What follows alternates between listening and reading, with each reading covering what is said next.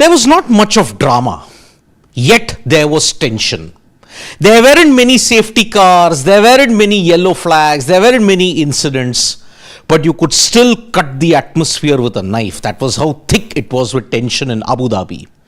But at the fag end of the day, breaking news, folks.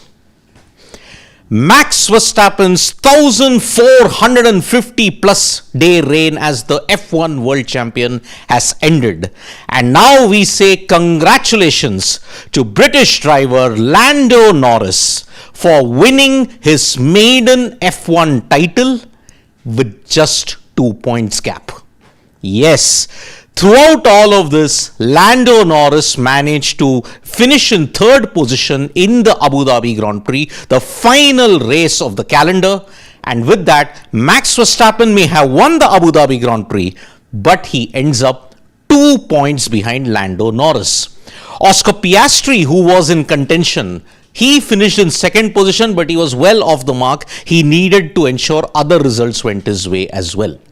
Now remember, heading into this particular race, the permutation was that Lando Norris and Max Verstappen were 12 points behind. Okay, Norris in first, Verstappen 12 points behind.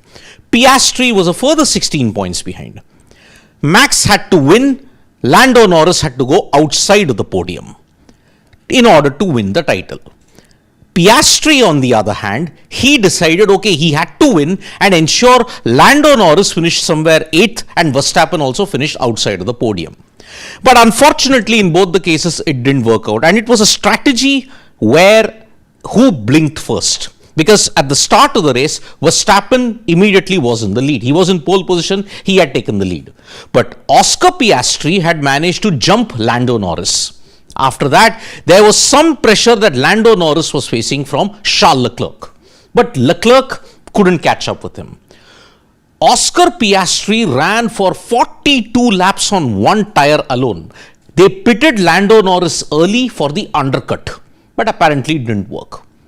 Then they all operated on a one-stop strategy. Max finished ahead of him, and that is why the same pattern went out throughout the entire race.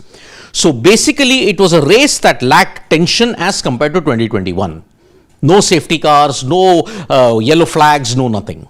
So it was a clinical race by all the three competitors who were there: Max Verstappen, Oscar Piastri and Lando Norris. In the end, Max did what he had to do. He won the race, but Oscar Piastri, second position, he held his own. But Lando Norris managed to finish third. It was just enough for him to give his maiden F1 title, and he clinched it with 2 points. This has ensured that Max Verstappen is denied the opportunity to create history for one simple reason. Had Max Verstappen won this, he would have joined Juan Manuel Fangio and Michael Schumacher as the other F1 guys to have won 5 consecutive F1 titles. Max has won 71 races, but he will now be, along with Sebastian Vettel, as the only other guy to win 4 consecutive F1 titles. Schumacher won it from that period from 2000 to 2004. Juan Manuel Fangio won it from 1950s onwards, 5 titles. But Schumacher, you have to understand, won 2 more titles in 94 and 95, taking his tally to 7. As for Lando Norris, he joins a very illustrious list: Emerson Fittipaldi, Mika Hakkinen, Lewis Hamilton himself as the other drivers amongst the many who have won for McLaren at this point in time. So, Lando Norris from Britain, they continue that rich legacy of having ensured that they have drivers who can win the F1 title from them. Hailing from Glastonbury, we all know what Glastonbury is famous for. It is for the festival. But this time there is no festival, but the town where Lando Norris comes from, you can be dead assured that there will be tremendous celebrations today. All the 3 drivers who were in contention in this F1 2025 title race went through hell and they came back. Norris at one point in time was way behind. Oscar Piastri had started the season so brilliantly with wins. But then he fell off in the middle of the season and ensured that Lando Norris and Max Verstappen caught up with him. When Max was catching up with him, that particular stretch from Monaco until the middle of the European season hurt Max Verstappen. And then Lando Norris also, towards the fag end until the Las Vegas disqualification, you felt that McLaren were choking and ensured that they threw the title hopes away. But no, they both held firm. Norris and Piastri in particular, in the sprint event that happened in Qatar, they held firm, and here they had solid lap timings and ensured the car was reliable enough to ensure that they got in. So yes, all three had middle season catastrophes, but all three held firm. And that is why this F1 2025 title, if you look at it, it may not have been that tense the last race, but it was certainly edge of the seat until the very last race. Because heading into it, three drivers in contention. It had only happened in 2007, it had happened in 2010, it had happened in 2012. Most occasions when you look at it, the driver who had finished in third position, he would go on to win the race. But this didn't happen. Lando Norris started the race leading in the championships. He's gone on to win it. So that is why in more ways than one, this season belongs to Lando Norris and his grit. It belongs to McLaren, who are now at the helm of the Constructors' title. That they had sealed it a long time back. For now, this is the year when everything has ended in McLaren and a new chapter will begin in 2026.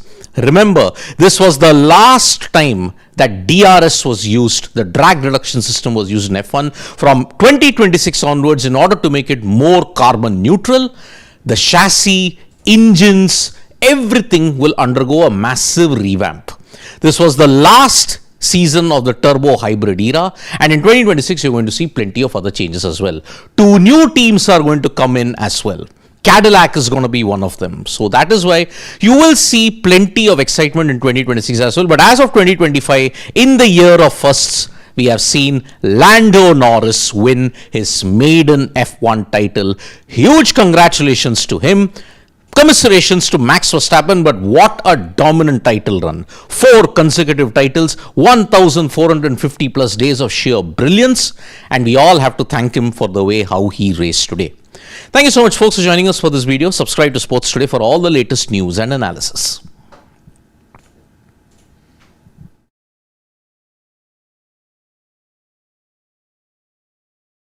News and analysis.